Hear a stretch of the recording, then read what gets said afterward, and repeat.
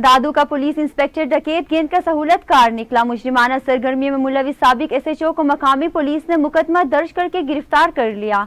Police जराये के मुताबिक थाना मखदूम बिलाल के SHO इंस्पेक्टर मुनीर अब्बासी ने डकैती की वारदात में सहूलत कारी का इतराफ कर लिया। मजीद जानते हैं फयाज जाफरी की इस रिपोर्ट में।